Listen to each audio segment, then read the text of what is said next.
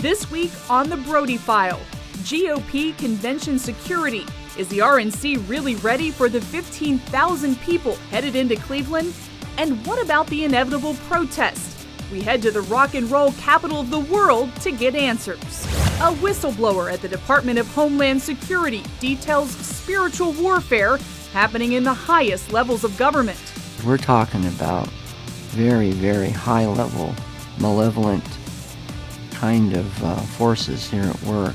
Marriage advice from a man who understands growing pains. I've been married to my wife for 25 years, which is something like 250 in Hollywood years. And a new app that has gamers rushing to churches.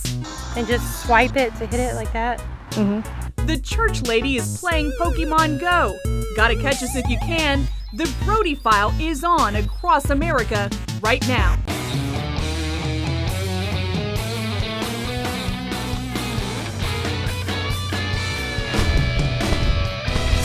Welcome to the Brody File. I'm Jennifer Wishon in for David Brody, who's currently ziplining through the jungle.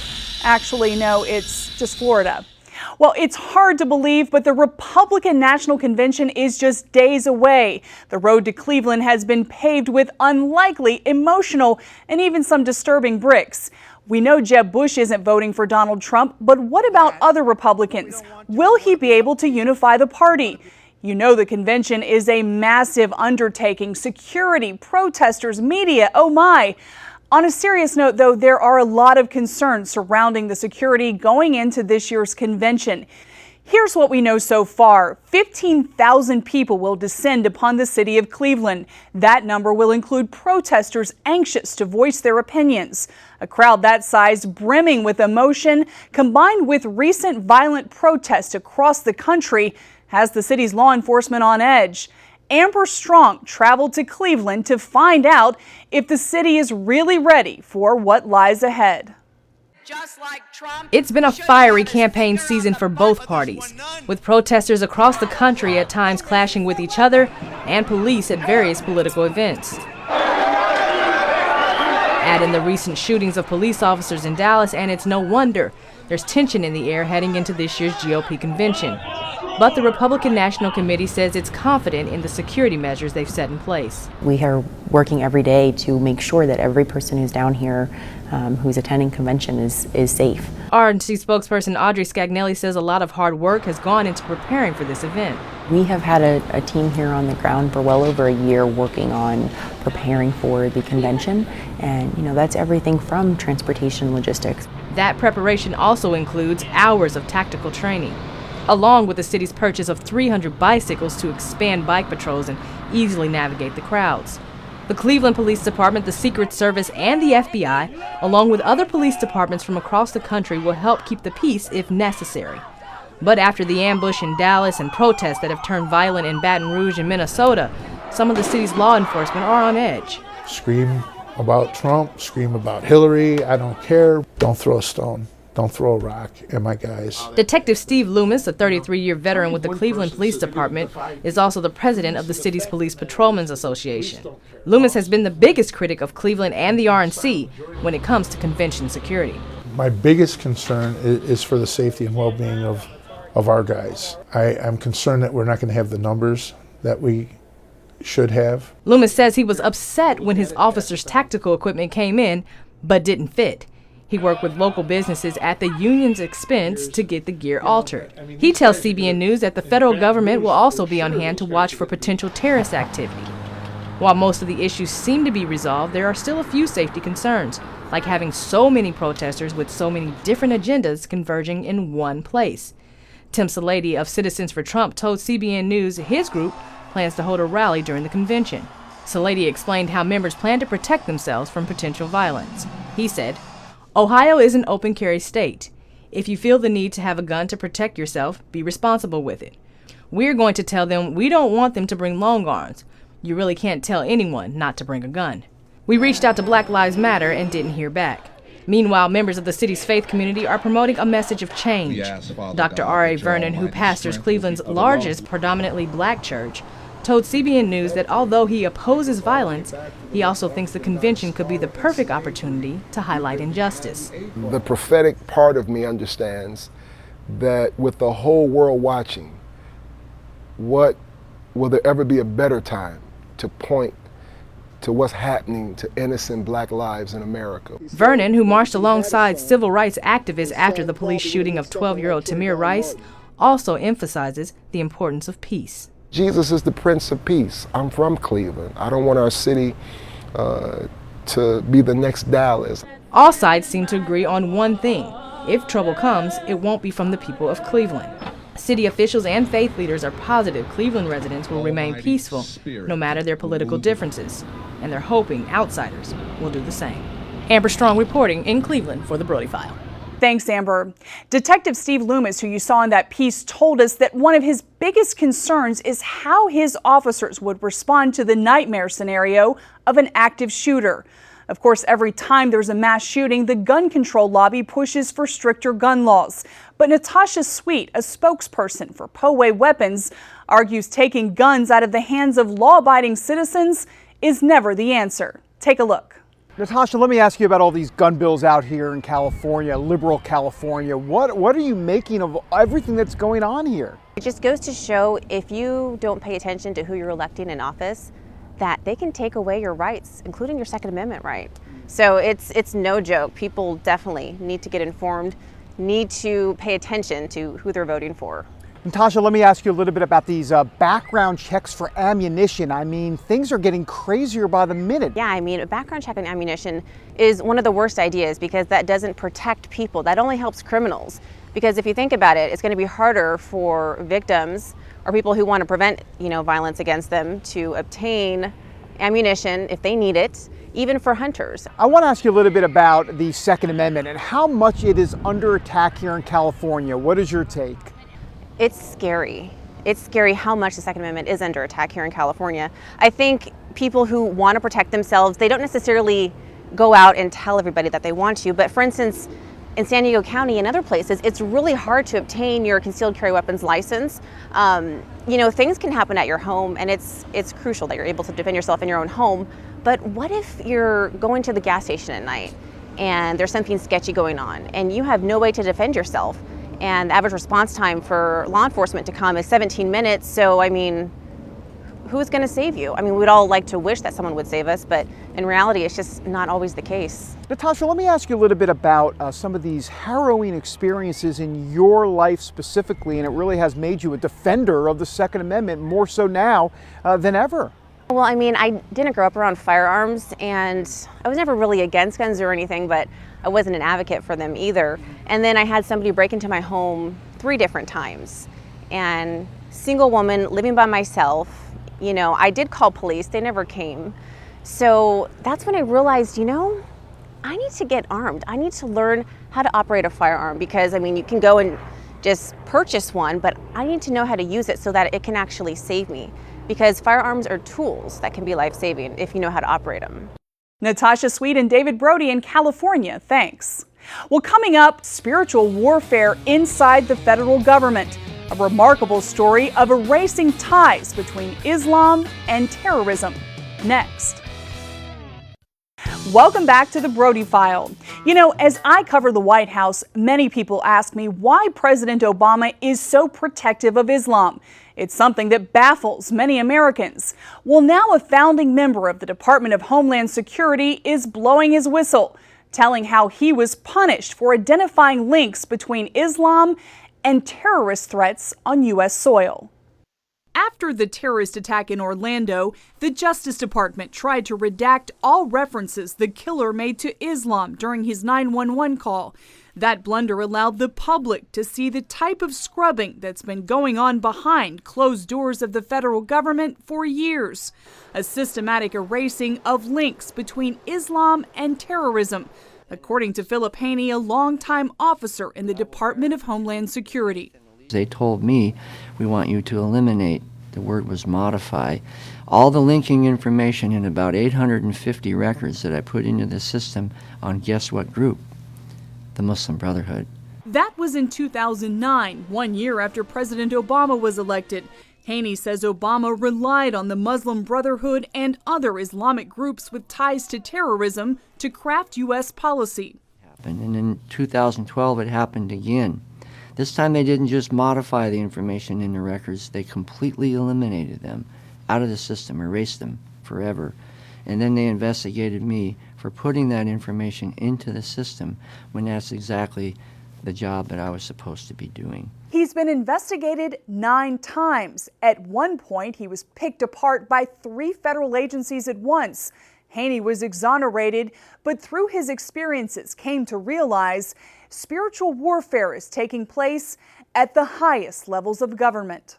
I can't explain to you the ideology or the worldview of this administration that makes them so adamant to protect Islam from harm by addressing it in its true nature.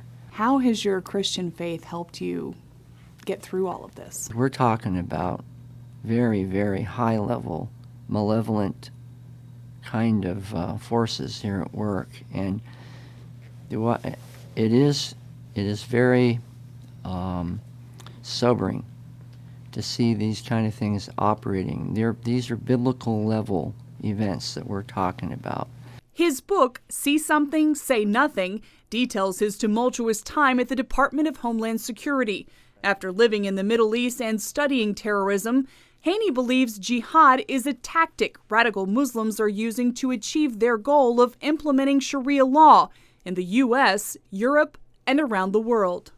The power of Sharia is very difficult to exaggerate how much influence it has on the life of Muslims around the world. You say this is a battle between the Constitution and Sharia law.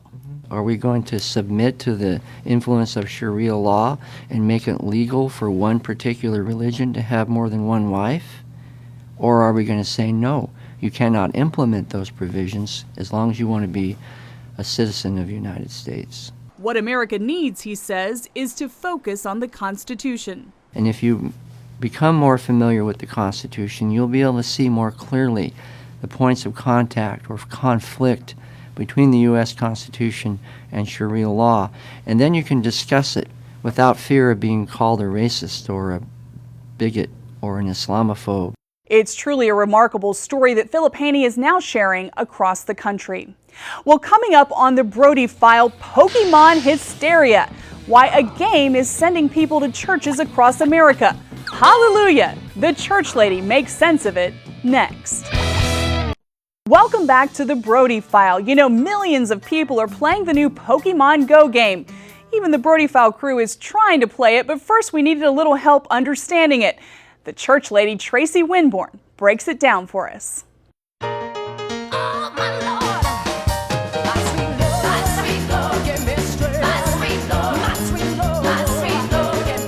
Thanks, Jennifer. Pokemon Go is a global craze, and it's changing our lives with a simple app on our smartphones. But what I like about it is game makers have found a creative way to get people to go to church.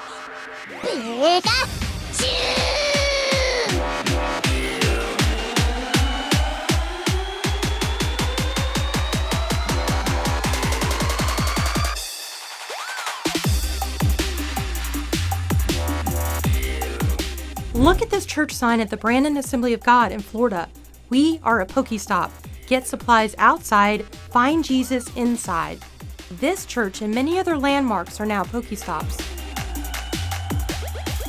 So wait, what exactly is a Pokestop?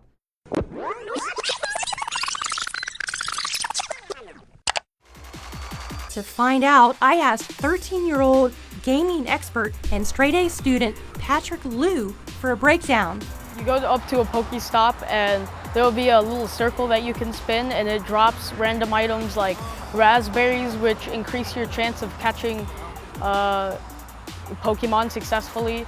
Now you don't have to go inside to use the Pokestops to get supplies. Just get on or near the property. Imagine you're going on a virtual scavenger hunt of sorts. The game uses the GPS and clock on your smartphone to locate different Pokemon in your area. The goal? To catch as many Pokemon as you can and become the best Pokemon trainer around. Once I downloaded the app, I spotted my very first Pokemon right here in the church parking lot, just outside the nation's capital. So swipe it? Yeah. Like that? Oh, you missed. I missed? Yeah. Okay, so apparently it's not as easy as it looks. Patrick tells me there's also Pokemon gyms. That's where you go to battle other players. Just find it on the app. Look, here's one at this park sign next to the church. It's also next to a cemetery? Pokémon Go is so popular, it's expected to overtake Twitter's 65 million American users. I only planned on playing it like once in a while, but it got really addicting. The game's popularity has turned into a ministry opportunity. According to one survey, 82% of churches have reported an increase in attendance. So, are people really going to church just to catch Pokemon? Terrible Horrible says, this game is trying to make me go to church. And Chris Martin tweets, how do you get 6 20-something guys to sit on the steps of your church? Your church is a gym. Not everyone is laughing, though, that game makers chose them as Pokestops against their will, like the United States Holocaust Museum. The communications director told the Washington Post, playing the game is not appropriate in the museum, which is a memorial to the victims of Nazism. We are trying to find out if we can get the museum excluded from the game. Then there are the safety concerns. Don't Pokemon and drive! Multiple sightings reported of people searching for Pokemon and not paying attention to where they're going. Regardless of these safety concerns, some parents say at least their children are outside and exercising. Now, I called churches in my area that are Pokestops, but they had no idea they were even in the game until I told them. They also declined to comment. Looks like these churches have a lot to think about. Back to you. We can always count on the church lady. Thanks, Tracy.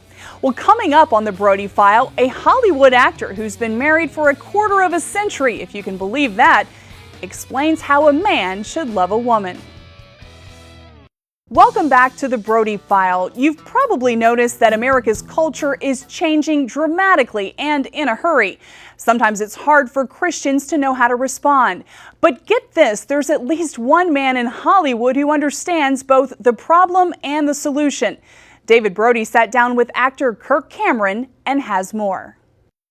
Let me ask you a little bit about the culture and the slide, and it's happened pretty rapidly. I mean, we're talking transgender bathrooms now and all that. What is your take on what's happening in America today, and kind of what do we do as Americans, as Christians here in the society to kind of fight back, or what do we do exactly? There are such things as right and wrong. There are such things as good and evil. There are such things as distinctions that God has made that cannot be altered and cannot be changed.